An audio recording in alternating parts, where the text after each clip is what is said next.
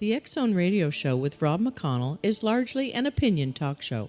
All opinions, comments, or statements of fact expressed by Rob McConnell's guests are strictly their own and are not to be construed as those of the X Zone Radio Show or endorsed in any manner by Rob McConnell, Relmar McConnell Media Company, the X Zone Broadcast Network, its affiliated networks, stations, employees, or advertisers.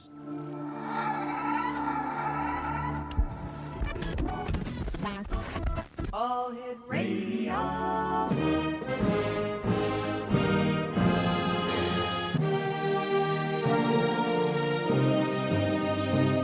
Welcome to the X Zone, a place where fact is fiction and fiction is reality.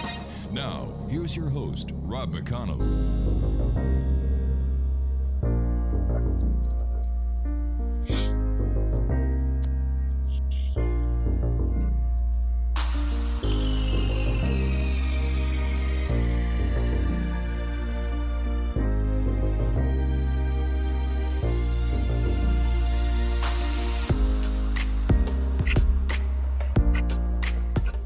And welcome to the X Zone, everyone. My name is Rob McConnell, and this edition of the X Zone is coming to you around the world on the X Zone Broadcast Network, Talkstar Radio Network, Mutual Broadcast Network, iHeartRadio, and then Simul Radio and Simul TV.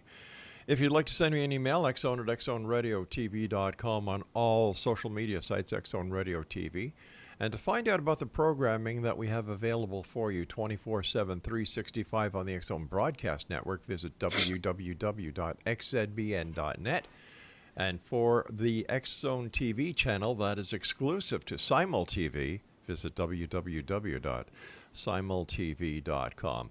I must tell you, I just received the rushes from CalCorp on the investigation into the JFK assassination. Amazing footage. Truly amazing, groundbreaking, and once and for all, the definitive answer and solution to the JFK assassination. It's a 6-part series. The first series that Cal and I are producing is the JFK assassination, with 5 other shocking and riveting other investigative series. My guest this hour, X Zone Nation, is Adam McGIRR.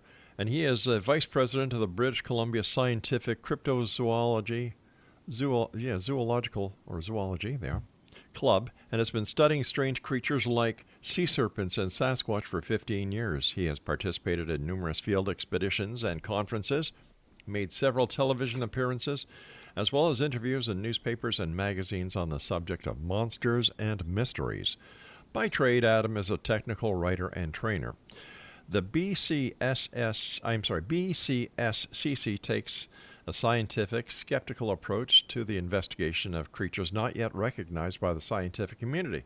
These include such famous examples as the Sasquatch, Yeti, Ogopogo, and the Loch Ness Monster.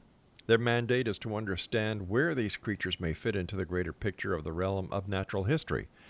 Now, they do not subscribe to paranormal, occultic, or supernatural viewpoints when seeking the nature and origins of such animals. The website is www.bcscc.ca. And Adam, welcome to the X Zone. Thank you for having me. Wow, where did your interest and the quest to study all these cryptozoological creatures come from?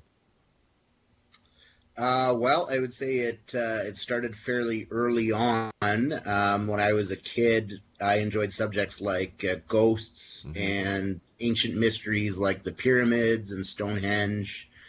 And as I began to kind of read up on those subjects, I discovered cryptozoology, or the study of animals that have yet to be discovered and cataloged by science. And I think it's kind of a combination of a love for animals and the natural world, and also a love of mysteries and the unknown.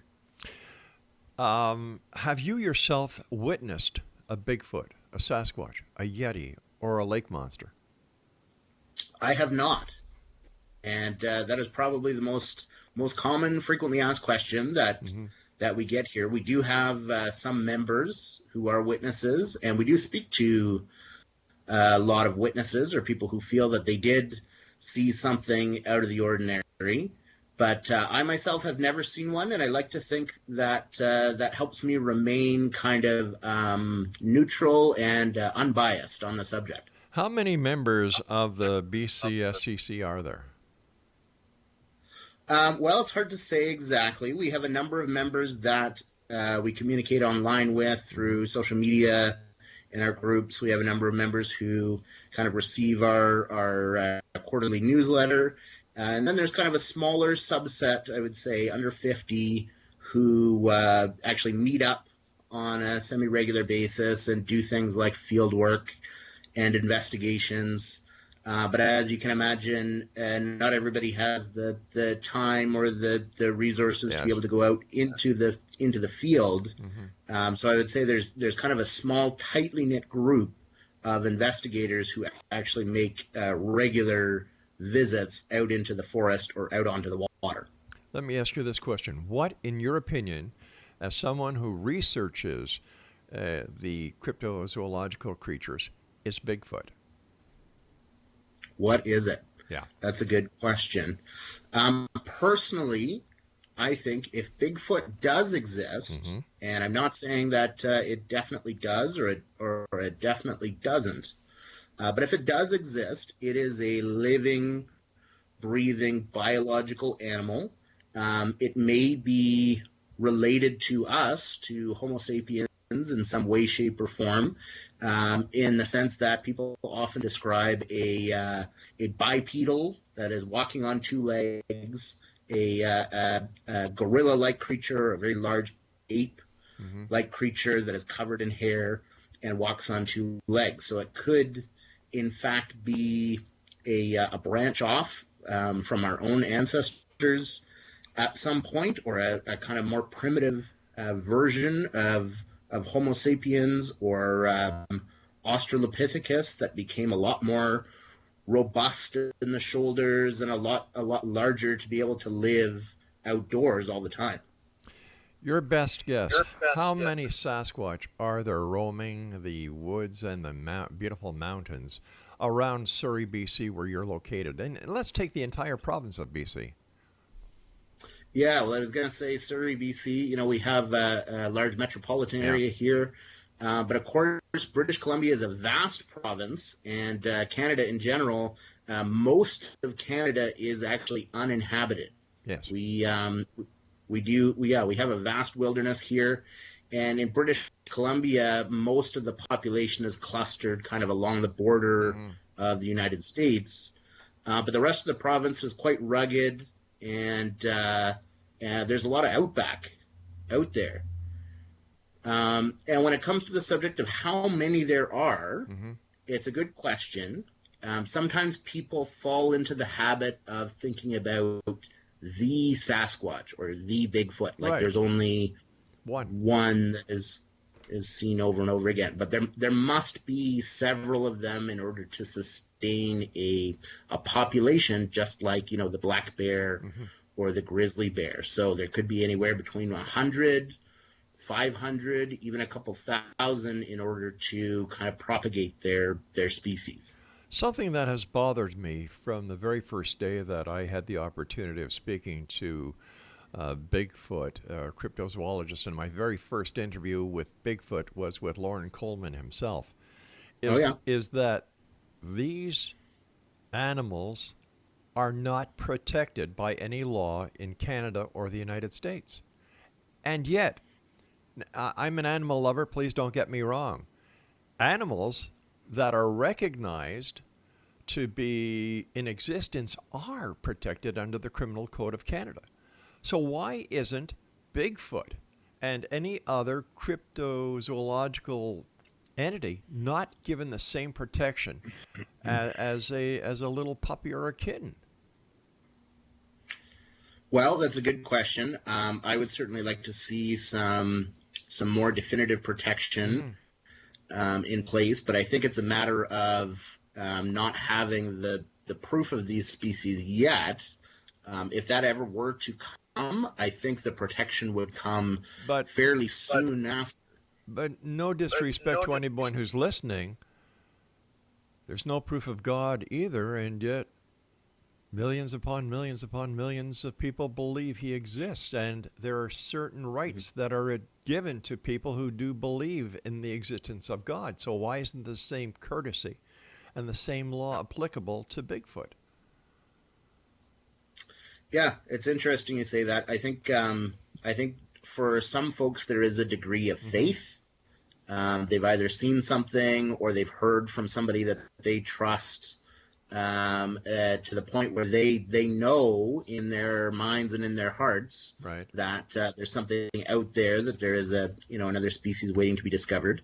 To a certain degree, I think there is some implicit protection, because at least in the province of British Columbia, you cannot obtain a hunting license for Bigfoot or Sasquatch at this time. Right. And if you were to kill or hunt a species that you do not have a license for, then you could face fine or repercussions under the Wildlife Act. All right, stand by, Adam. You and I have to take our first break. Exo Nation, Adam McGIRR is our special guest, and he is a vice president of the British Columbia Scientific Cryptozoology Club, and their website is www.bcscc.ca. And Adam and I will be back on the other side of this break as cryptozoology is the topic this hour here in the X Zone from our broadcast center and studios in Hamilton, Ontario, Canada. My name is Rob McConnell. Don't go away.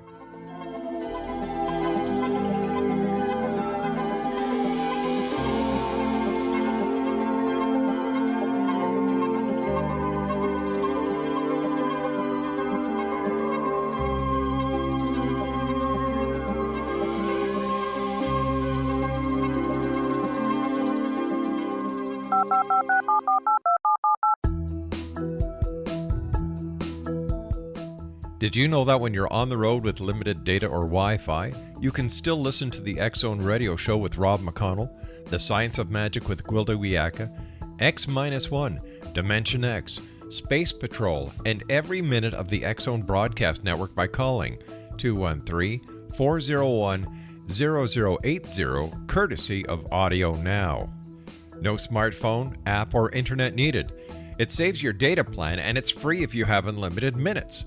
Call 213-401-0080 to listen on any phone, anytime, anywhere. Remember 213-401-0080 for the best of the paranormal, parapsychology, and sci-fi radio programming anywhere, 24/7, 365.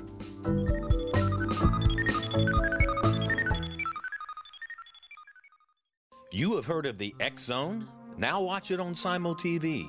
Plus 500 video games, live TV channels, free video on demand, worldwide, and more. Does this sound like tomorrow's television? Well, it is, but you can have it today, right now. It is Simul TV. Simul TV offers what the others only wish they could provide. 15 exclusive channels like X Zone, sci-fi, and horror. We are worldwide. No other provider offers that. 500 built-in video games. No need to have an extra expensive system. We have them included. Free video on demand.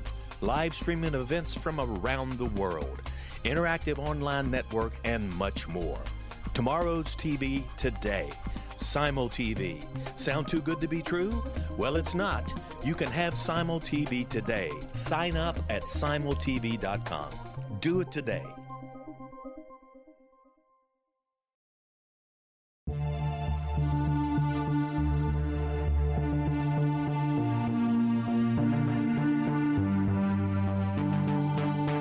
We live in rapidly shifting times of extreme volatility and uncertainty. Such profound change brings a unique opportunity for the evolution of consciousness. I'm Gwilda Wiyaka, host of Mission Evolution Radio Show, a program that explores the latest scientific developments and deepening spiritual truths supporting human evolution. Join me on xzbn.net, where I interview leading experts in science, physics, medicine, spirituality, and more.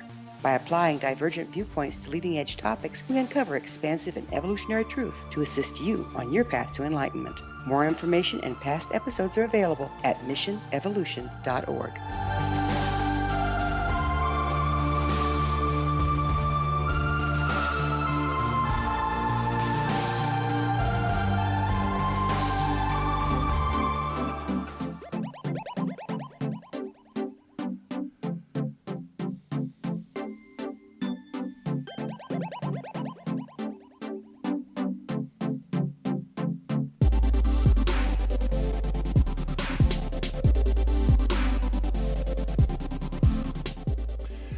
little bit of family news here today, X-Zone Nation. Laura and I are very proud to announce that earlier today, at approximately 5 o'clock Eastern, our son and daughter gave birth to a little baby boy. This is our 12th grandchild, Little Link.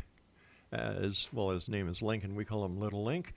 Weighed in at 8 pounds, 12 ounces, and both mom and dad are doing great. And little Wyatt, Link's brother, can't look for, he's so excited and he just can't wait to take the role of big brother to the next step. So to Susie and Clint and Link and little Wyatt, love you guys. Proud of you all. My guest this hour is Adam McGIRR. He is the A Vice President of the British Columbia Scientific Cryptozoology Club. Their website is www.bcscc.ca. All right, Adam, what do we know about the creature that we call Bigfoot? What do we know about his social life, his home life, his family life? Well, the honest answer is not a whole lot. We're still very much in the discovery phase in terms of details about what the habits of this animal may be. Right. But I think if we are thinking about this like a living, breathing creature, then we have to assume that these animals meet up somehow. They might have some sort of mating call. They may even share food or other resources. And some people believe that they have nesting sites where people have discovered either, structures in the forest that look like they were put together with very large fallen limbs from trees, or matted areas that look like something may have bedded down for the night.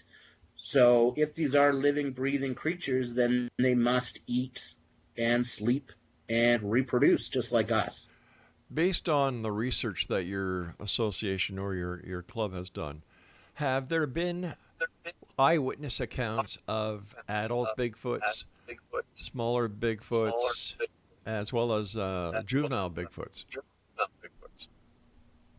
Yeah, that's a good question, actually, because it is a common misconception that all big feet, if you will, to coin a phrase, are enormous creatures, 8 or 9 feet tall, 300-400 pounds. But of course, they wouldn't come out that way. They must start smaller, right, as baby big feet, and yes, there are some reports of people seeing juvenile or smaller, shorter, almost child-size creatures still covered in hair and still exhibiting very wild behavior, but not the gargantuan sizes that are typical in the reports of, say, adult Bigfoot, which are 8 or 9 feet tall, or even excess of that size. According to the research done by the BCSCC, has there ever been communication or interaction between Bigfoot or big feet and humans? And also, once again, according to the research that you people have done, has anyone ever been attacked by a Bigfoot? Yes, there are several researchers who, when they go out into the forest, they perform what is called a wood knock. Right. And basically that involves taking a very large stick, like a branch, and beating it onto a tree to produce kind of a very loud sound. Right. And a lot of the time, those sounds are repeated back to them, certain patterns of sounds, and some people interpret that as a form of communication by Bigfoot, or even as a warning to kind of move away from their area, that the investigators may not necessarily be welcome there. And then there's another set of researchers who have a number of sound recordings.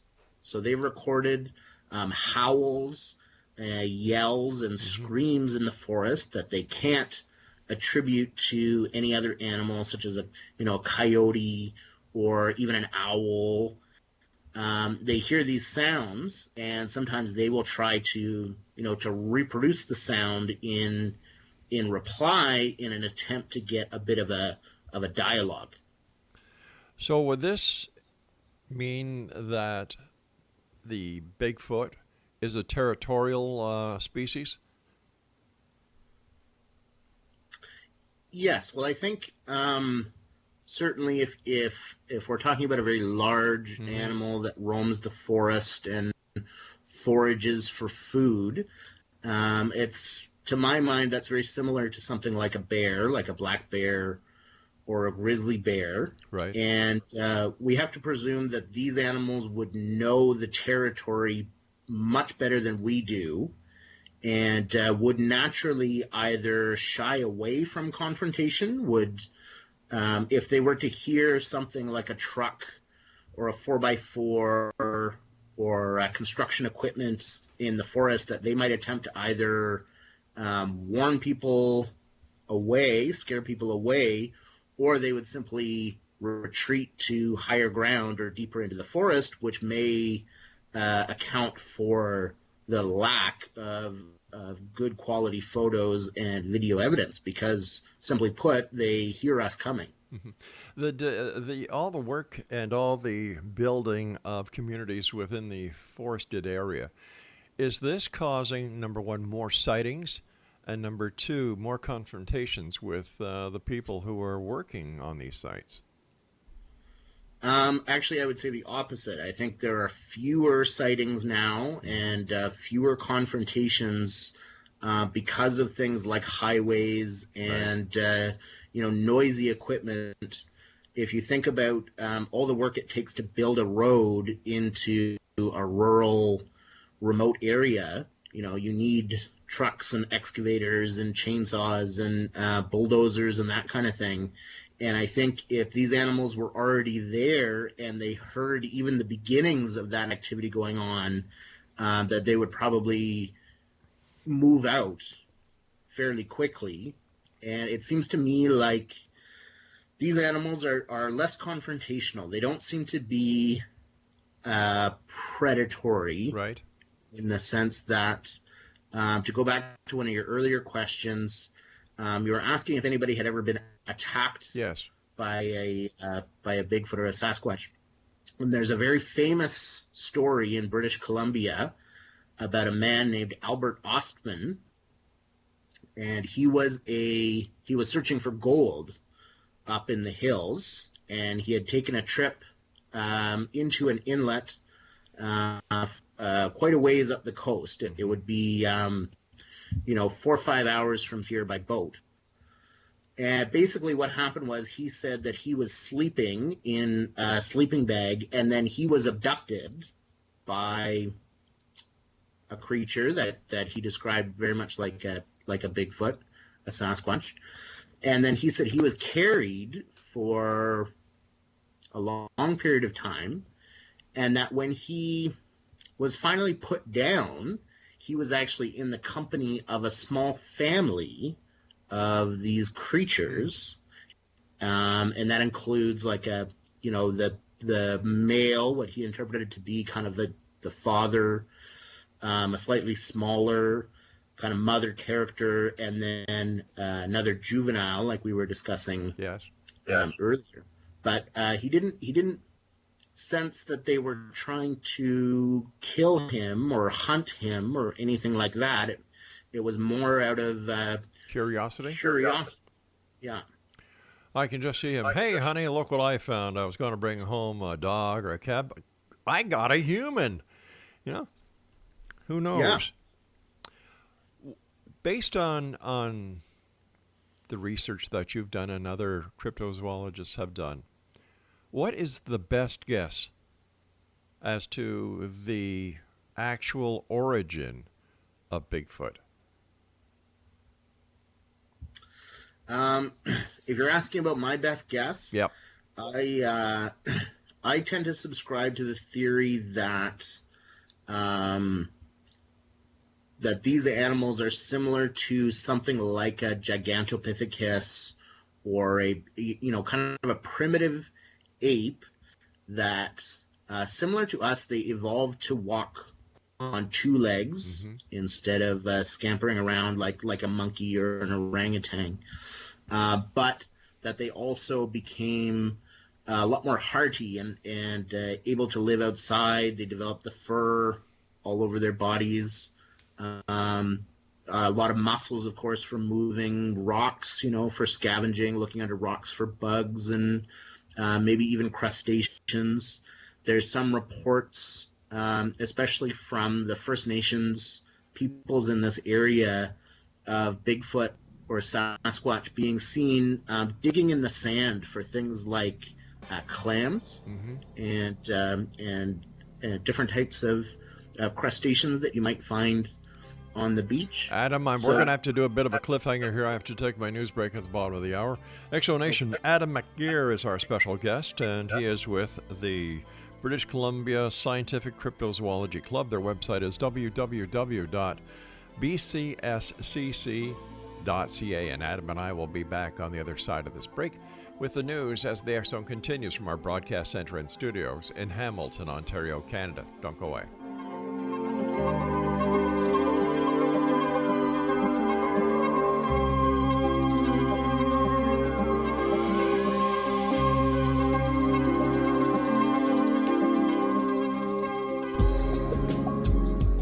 From our broadcast studios in Hamilton, Ontario, Canada, to the world and beyond, you're watching the X Zone Broadcast Network, www.xzbn.net.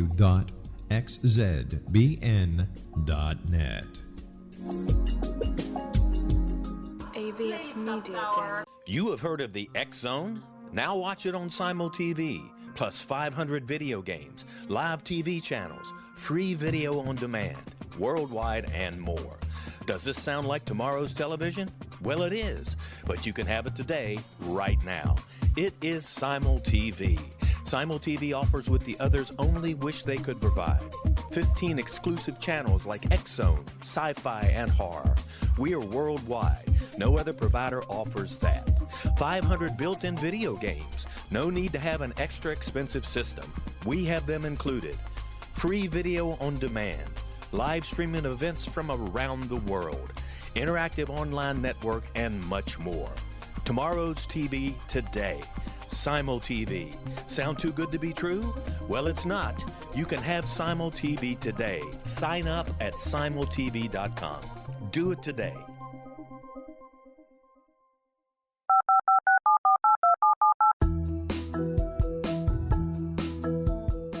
Did you know that when you're on the road with limited data or Wi-Fi, you can still listen to the X Zone radio show with Rob McConnell, The Science of Magic with Gwilda Wiyaka, X-1, Dimension X, Space Patrol, and every minute of the X Zone broadcast network by calling 213-401-0080, courtesy of Audio Now.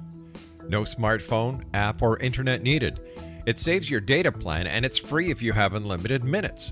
Call 213-401-0080 to listen on any phone, anytime, anywhere.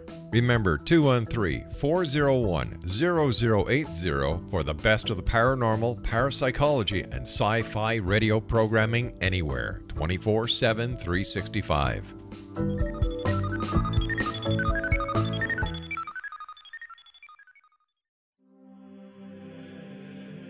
Rob McConnell here, presenting an overview for Nicholas Paul Jennings, author of a fascinating book, Amen. It presents facts revealed by Egyptologists, facts that enable us to understand why Amen is the beginning of creation of God. It provides recommendations for religious leaders of the major religions to unify their beliefs and teach the Word of God. Love one another. Amen informs people how mankind conceived God. It was the Egyptians that developed the concepts of a soul, a hereafter, and Son of God. And finally, after the worship of many gods, they conceived the belief in one universal God, the maker of all there is. For more information, visit www.futureofgodamen.com. That's www.futureofgodamen.com. futureofgodamen.com.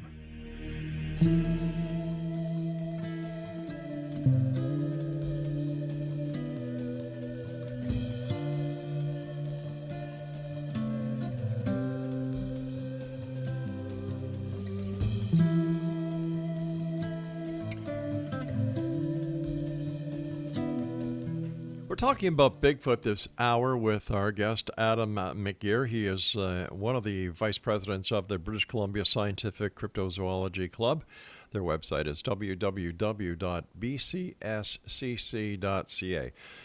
Adam, before we went to the break, you were saying that there have been reports from some of the Indigenous Canadians in that area who've actually seen Bigfoot digging in the sand as if we're looking for clams or other crustaceans. What else have the Indigenous people reported?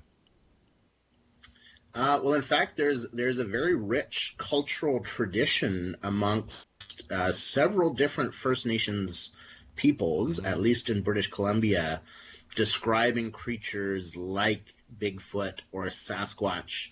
And in fact, the word Sasquatch is likely derived from a First Nations word that might be closer to Saskats. So essentially, there have been people here for thousands of years, and the stories of these kind of large creatures go back in their oral traditions quite a long way. And in some cases, they're seen as a good omen, and in some cases, they're seen as a bad omen if you encounter one. But it really varies depending on the people and their particular set of legends. But I think in general, people, more modern researchers, try to reconcile what we see today in terms of the sightings and the descriptions with some of these legends that have been around for hundreds, if not thousands of years, and suggest that these First Nations peoples were in fact aware of these animals long before the Europeans came to North America.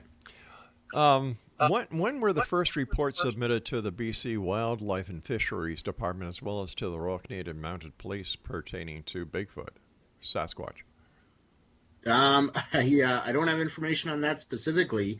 I think a lot of encounters would have happened fairly early on during while Canada was kind of being explored and being discovered. And in particular, in British Columbia, our forestry industry was very busy in kind of the early in the 50s and 60s, 1950s and 1960s. And there are stories from older than that. But I think while we were beginning to really develop roads and highways, and perhaps these animals hadn't realized exactly the extent of our reach. Right.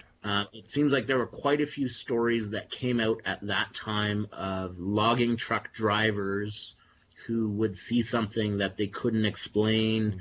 And keep in mind, these folks see a lot of bears, black bears. They see mountain lions, all the different animals that you would expect to see in an area like that. These guys are often hunters or wildlife enthusiasts. So if they're reporting something that they can't explain, right, then it's just maybe there was something else out there.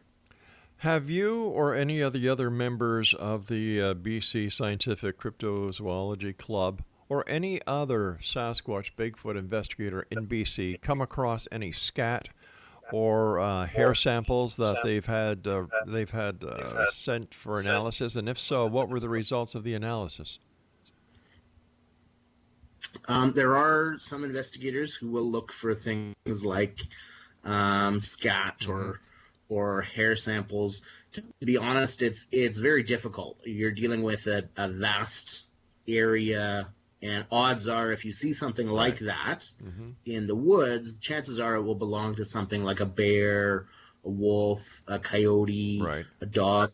You kind of have to eliminate all of the usual suspects first before you can jump to something like an unknown hominid. Right. But it's actually quite a bit more common for investigators to find tracks, and these are basically impressions in the earth, in the soil, that don't seem to belong to any one of those animals, like a bear or a deer or anything. And in fact, I have one here that might be, I don't know if you can see this. Yes, I can. Yeah, wow. On your screen. This is actually a copy of a copy of a copy of a track, so the detail isn't very good here, but you can clearly see that there are 5 toes here, and it's quite a big foot. What size would that be in human standards? This would be quite large. This, if you think of Shaq, right, the basketball player, I'm a size 10 shoe. This has got to be a size 25. My gosh. But the detail on this print, you can see it's quite deep. Yes. So whatever made this print obviously had a lot of weight that it was carrying, and it would be difficult for somebody like me, even though I'm a little bit heavy set. It would be difficult for somebody like me to leave a print of this size and this depth in the earth. Whereabouts did that print come from? This print is actually a copy of prints found at the site of the famous Patterson-Gimlin film. Wow. And the Patterson-Gimlin film is probably the most famous piece of Bigfoot evidence. It was a film taken in 1967 in the area of Bluff Creek, California.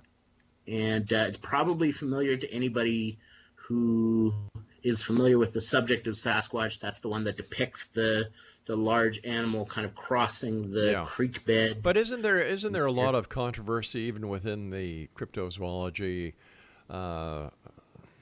research group, that some believe that the film is legitimate, and others who have done backgrounds investigations into Patterson and Gimlin, kind of taint the credibility of the film? Yes, absolutely. There is quite a lot of controversy. Yeah. And as far as I'm concerned, nobody can say for certain whether or not the film is authentic or not. I've personally spoken with Mr. Gimlin, who was there that day, and I find him to be a very pleasant and trustworthy individual. Mr. Patterson has passed on, right, unfortunately.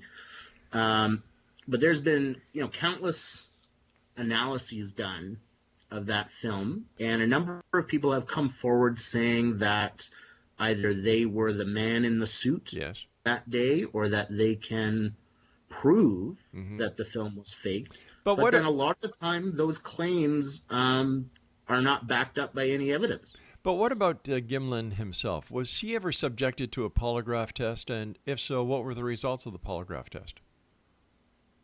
I can't speak to whether or not he was ever subjected to a polygraph test. I mean, people in law enforcement know that polygraphs are kind of hit and miss, and in fact, they're not used conclusively anymore to prove that. But isn't it a tool that is used by researchers? For example, there are many cases within the UFO community that people who claim to have been abducted, for example, Travis Walton and the entire crew were subjected to polygraph tests. And Bob Hieronymus, who came forward and claimed to be the person inside of the famous suit, he underwent a polygraph test and he passed. Yeah. I'm familiar with Bob Hieronymus, and many of the claims that he made have there have been some inconsistencies in his claims, and there's also nobody has yet to produce the suit or even a piece of the suit that was used that day. So if the suit was created or it was purchased from, say, a special effects shop or a costume store, there should be some kind of shred of evidence that we can use to either recreate that suit. And the other detail is this is 1967. So this is, if you think about Planet of the Apes or Space Odyssey 2001, the special effects in that day were somewhat primitive. And to make a suit look as convincing as it does in the Patterson-Gimlin film would have required quite a bit of expertise. We can also use the God analogy in this case as well, where, once again, there's no evidence that a God really does exist, and you've got millions upon millions who believe. Here's a question I'm going to ask you, and I'll give you a bit of time to think over the answer as we go into this final break. How come there has never been a cadaver of a Bigfoot brought forward? Throughout Canada, there are deer that are hit, moose that are hit, mountain lions that are hit. You name it, you find them on the Trans-Canada Highway at some point.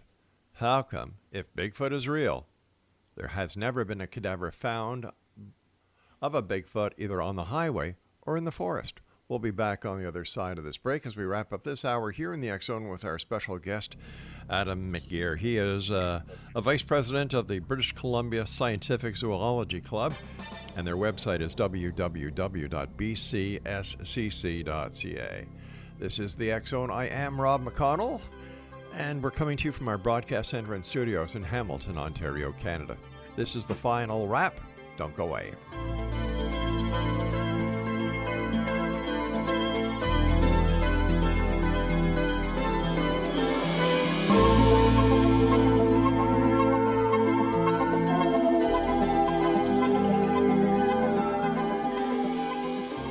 Heard of the X Zone? Now watch it on SimulTV, plus 500 video games, live TV channels, free video on demand, worldwide, and more. Does this sound like tomorrow's television? Well, it is, but you can have it today, right now. It is SimulTV. SimulTV offers what the others only wish they could provide. 15 exclusive channels like X Zone, sci-fi, and horror. We are worldwide. No other provider offers that. 500 built-in video games. No need to have an extra expensive system. We have them included. Free video on demand. Live streaming events from around the world. Interactive online network, and much more. Tomorrow's TV today. SimulTV. Sound too good to be true? Well, it's not. You can have SimulTV today. Sign up at simultv.com. Do it today. The new nonfiction book, Razor of Madness, is similar to cult movies like Clockwork Orange, Dragon's Tattoo, or The Other Side of Hell. Wayne Morin Jr. and Thomas Lee Howe will expose widespread and systematic deficiencies in this thought-provoking tell-all novel. Mind control rages among scholars in law schools. Human rights are ignored while thought reform and mental manipulation are accepted practices used as behavior modification. Dr. Louis Jolyon West comes to mind. Media and public scrutiny shows that United States mental hospitals are in fact destructive murder industries. Razor of Madness expose novel details this epidemic through an in-depth professional and personal investigation. For decades, there has been a revolving door policy that still releases killers and pedophiles back into society. The maestro of mind control continues to haunt America to this very day. Razor of Madness is available in paperback or as a downloadable ebook at Amazon.com.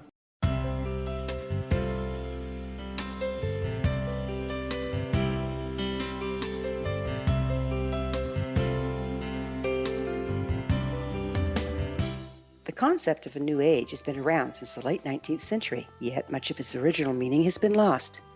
What exactly is the new age?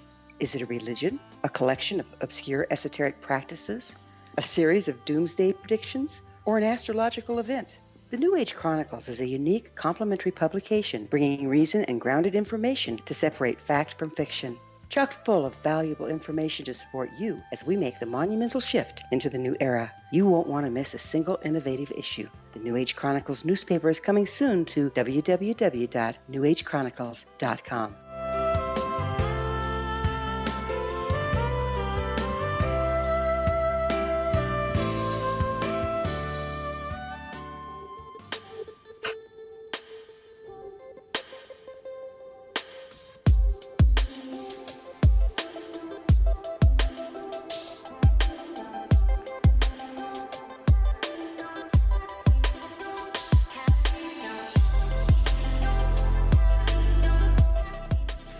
Exo Nation, if you're interested in having your very own radio show or TV show, or if you're a producer and you have video that you would like to have played to the international market, like about 238 million viewers, send me an email, exxon@exxonradiotv.com. My guest this hour is Adam McGIRR. He is a vice president of the British Columbia Scientific Cryptozoology Club. Their website is www.bcscc.ca. First of all, Adam, thank you so much for coming on the show. I've thoroughly enjoyed our conversation. We'll have to have you back on because we still have so many other topics to talk about. But the question I asked before we went to the break, how come we haven't found the cadaver of a Bigfoot? Yeah, I mean that is the number one question, I think, and it's a question that deserves an answer. And in fact, there is no simple answer to this one. I can think of a number of different factors, though. If this is in fact a living, breathing species, it must be fairly small in numbers. Otherwise, we would be seeing these things a lot more often. Yes. Of course, they must live in fairly remote areas where there aren't people. We were talking earlier about how they might hear us coming and they might move to higher ground or try to avoid confrontation with things like automobiles. There have been several reports. In fact, I've spoken to a witness who saw what she thought was a Bigfoot crossing the highway in front of her car on the Sunshine Coast. So that may have been a near miss.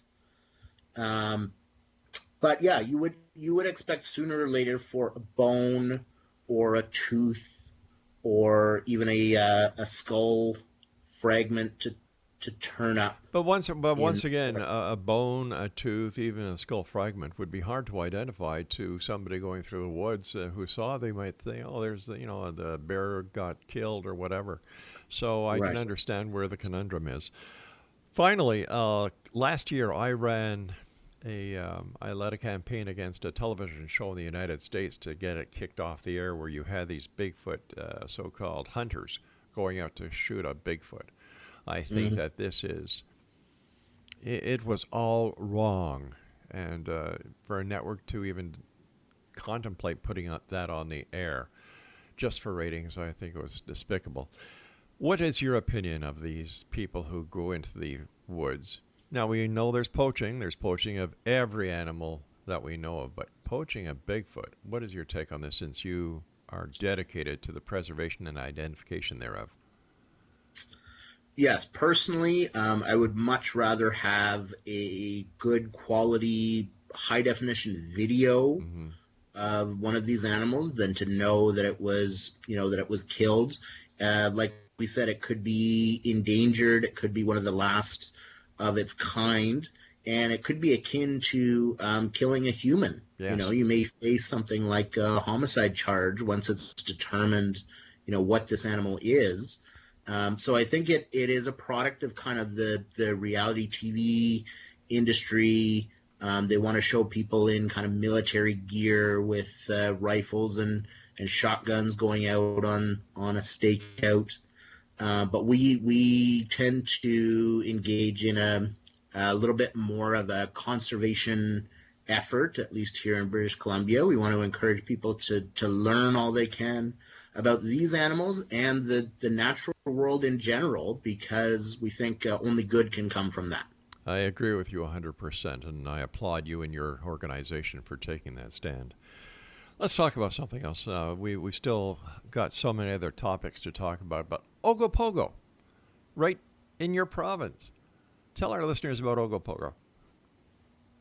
Well, Ogopogo is a supposed inhabitant of Lake Okanagan, which is a very large lake in the interior of British Columbia. It's about a 5 or 6 hour drive from here. And for decades, people have reported seeing a large snake-like creature in the lake. And many people think this might be similar to, your typical description of the Loch Ness Monster or some of the other more famous sea serpent type creatures. like Lake Champlain. What's the there's one in Memphrey, in Lake Memphrey, Magog, and then there's one in Barry's Bay, and the list goes on and on and on. What was the most recent sighting of Ogopogo? There have been several sightings, actually. I know of a few just in the past few years where people were on a dock, having just parked their boat, being out on the water, and they described a 40-foot snake-like creature swimming its way through the water. Now, unfortunately, there's no picture, there's no photographic evidence from that account, but there are pictures and there are video clips of unidentified objects in Lake Okanagan, and it is a fairly busy lake, especially right now in the summertime. There are lots of people water skiing and enjoying activities on and around the lake. So I'm hopeful that somebody, now that we have cell phone cameras and GoPros and things like that, I'm hopeful that somebody will obtain quality footage in the near future. Is it possible that Ogopogo is related to the Loch Ness Monster, and could they be leftovers from the Dino Age? It is possible that both creatures are similar in the sense that they are unidentified. There's a possibility that they are in fact not sea serpents at all, but rather something like a large freshwater seal or a river otter that has grown to very large proportions, and that there's also some issue with the size that is reported. People, their depth perception may be affected. They might be exaggerating a little bit, like a good fish story. But I want to remind the listeners that the Ice Age took place about 10,000 years ago, and I think both the areas in Scotland and in Lake Okanagan would have been covered by ice. So the likelihood of a dinosaur-like creature having survived all those millions of years from that long ago, through the Ice Age and through other kind of climate change-related activities and that kind of thing, and needing to breed, obviously, and have a sustainable population, I think it is unlikely that it is a dinosaur-like creature. It is much more likely that it is a amphibian or fish or mammal. It's funny when you look at it, the same questions and quandaries that face you with Bigfoot are also the same when it comes to other aspects of cryptozoology. And by the way, in case you don't notice, there's a bunch of tentacles behind you right now. Yeah. That's right. The Kraken is a kind of an ancient cryptozoological story. Sailors from the Viking era would describe their ships being attacked by a creature just like the one behind me. And now we know about the giant squid. Yes. And the colossal squid. So the Kraken may be an example of a creature that was once a cryptid or undiscovered animal that has now been cataloged and identified by science, and maybe someday Bigfoot and Ogopogo will join the giant squid in scientific textbooks. We have about 2 minutes left before you and I have to say so long. What are your final thoughts for the X-Zone Nation watching and listening tonight? In terms of final thoughts, I like to encourage people to learn all that they can about animals and the natural world. And if you're interested in a subject like cryptozoology, unfortunately, there's no degree that you can take. No university offers a degree in cryptozoology. But studies and disciplines like anthropology, marine biology, forensics, even photography and videography, there are a number of different skills that you can learn and you can develop that could help contribute to an interest in cryptozoology. So I would encourage people not to be dismayed and also to keep a kind of a skeptical viewpoint.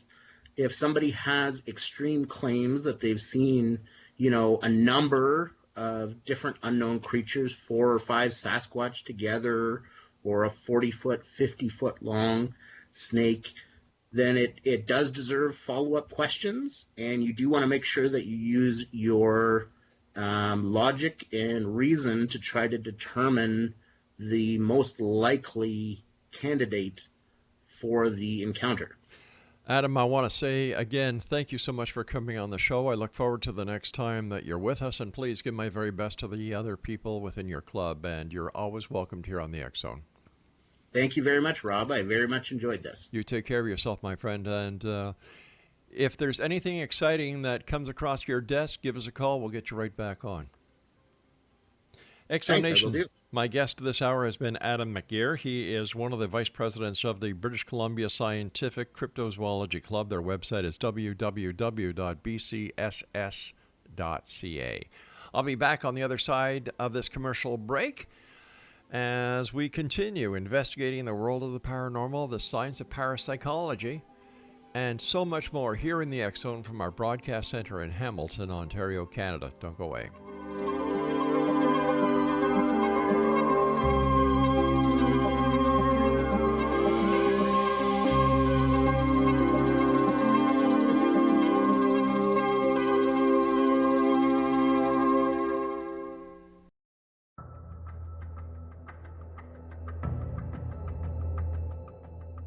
Modern Esoteric, Beyond Our Senses by Brad Olson, consummates the lifology story about where humanity originates. It is the lost continents, the primitive wisdom, the mythos of creation, and the rethinking of ancient history as we are taught in academia. There is much more to the story than what we have been told. As this is the first book in the Esoteric series, Modern Esoteric starts at the beginning of time and accelerates up to this modern age. Future Esoteric is book 2 in the series and takes a forward-looking position ahead of today with an open and honest examination of the ET issue and various unexplained phenomena. To discover the writings of author Brad Olson, visit www.bradolson.com. That's www.bradolson.com.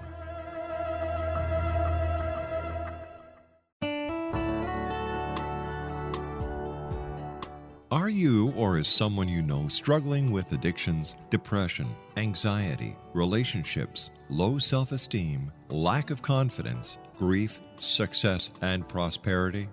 Do you know that your subconscious belief plays a big role in the outcome of your hard work? We can help you permanently change the beliefs that may be the reason for your struggles and failures.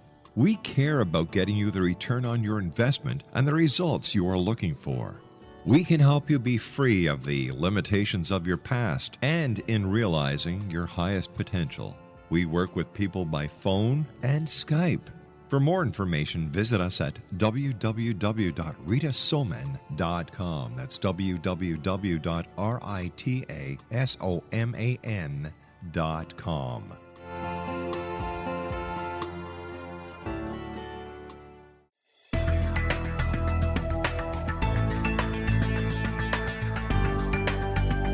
Do you think you have energy problems in your home? Do you feel better when you're away than when you're home? Joey Korn is a global leader in the world of dowsing who specializes in personal energy clearing and space clearing. He can help you create an ideal energy environment in your home no matter where you live in the world. Learn about his remote spiritual house cleaning services and much more at www.dowsers.com. You can get Joey's book, Dowsing, A Path to Enlightenment, as well as other dowsing books and tools, Kabbalah books, and Walter Russell books. Joey's work is really amazing. Go to dowsers.com right now. That's DOWSERS.com or call 1-877-DOWSING. That's 1-877-369-7464.